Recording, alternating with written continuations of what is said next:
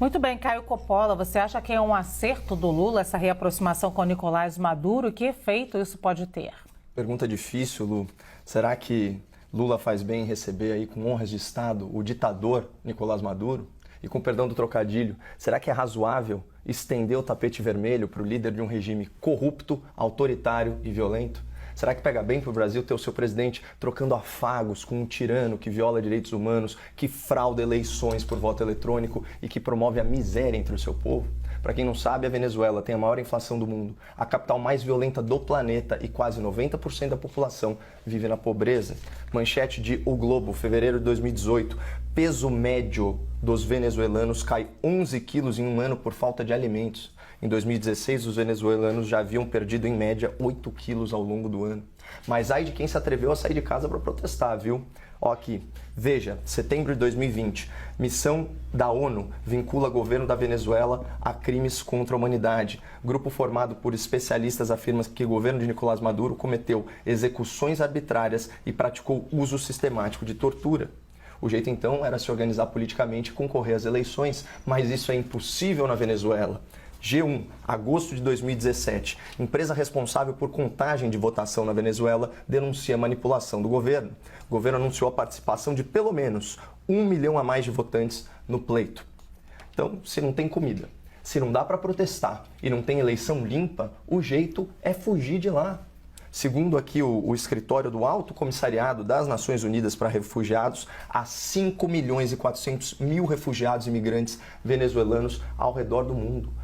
Só de solicitações de refúgio pendentes são 800 mil. É uma tragédia social criada pelo governo da Venezuela e é motivo de vergonha nacional ver o presidente da República, o senhor Lula da Silva, prestigiando tão desnecessariamente o ditador responsável por esses crimes contra a humanidade. Aqui, olha, Estadão, julho de 2019, tropa de elite de Maduro matou 14 pessoas por dia em 2018, diz ONU. Quem está dizendo isso é o relatório da alta comissária para direitos humanos, Michelle Bachelet. Direitos humanos, esse assunto que você colocou en passant na sua resposta, muito mais focada no Bolsonaro do que no Lula, né?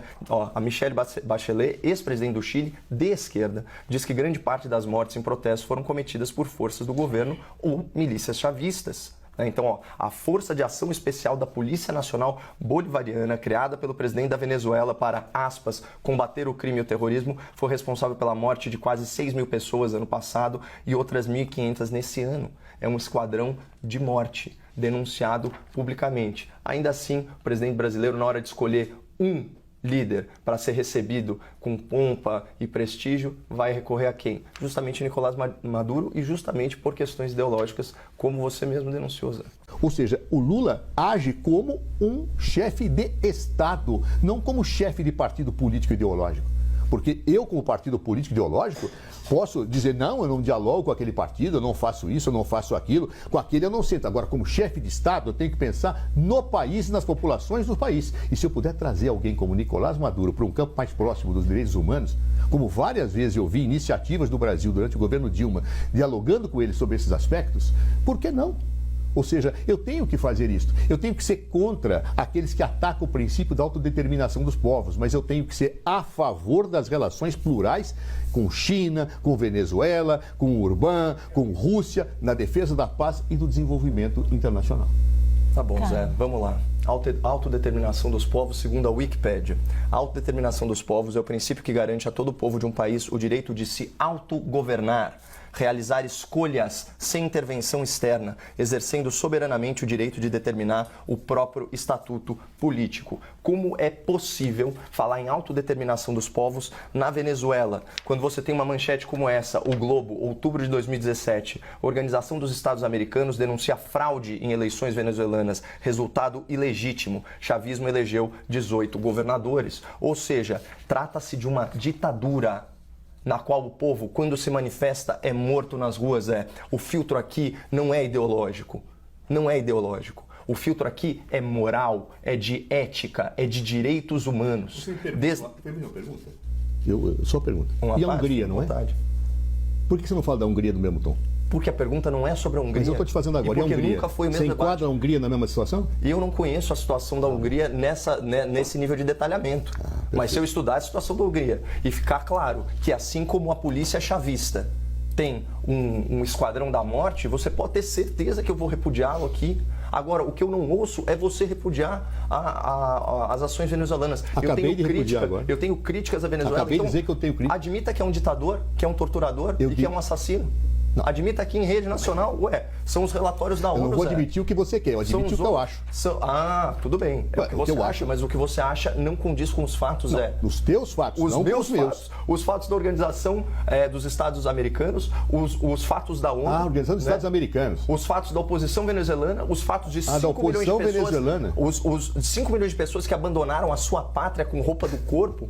Né, e foram se exilar, os 800 mil pedidos de refúgio. Essa é a tua Você versão. vai negar a violência. A minha versão. Eu não estou negando a violência, eu estou negando o seu a filtro parcialidade para... Xingue-os do que você acusa, do que você faz. O meu filtro é do direitos humanos. Eu só li aqui notícias. Notícias. Fatos. Aqui na CNN, a gente começa com os fatos. A partir daí, China, a gente constrói por que opiniões. você acha que o Brasil deve manter relações com a China? Com certeza, porque é um Hungria parceiro também, comercial Rússia relevante. também e Rússia não? Pô, a gente dependia dos fertilizantes Depende deles, do comércio, não dos valores. Não é então, isso. Se é relevante, mantém. Você só pesa. Percebe? Você está querendo comparar a relação econômica do Brasil com a Rússia, do Brasil não. com a política, Venezuela? É política. A gente não depende da Venezuela, a gente depende do fertilizante russo. A Venezuela. Sem dúvida nenhuma. E outra então, coisa, se eu sou dependente, eu sou subserviente. É não, isso? mas são coisas distintas. Não, agora, você distintas. falar, Zé, você está interrompendo agora, eu já fui muito gentil com os seus apartes. Não, eu fiz pergunta, né? Se eu podia fazer agora, pergunta, você aceitou. Mas peço desculpa. E depois, não, tudo bem. Agora é o seguinte, primeiro, algumas coisas.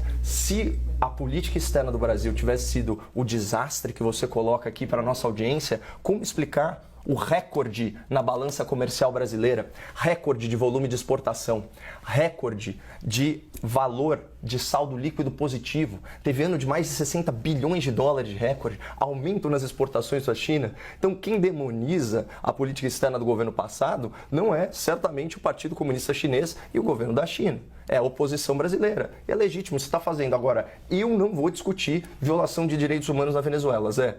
Isso é um dado da realidade, a realidade se impõe. Morreram centenas de pessoas. A gente aqui está falando matéria da imprensa tradicional, gente séria, falando em 18 mortes por dia. Eu não vou debater isso.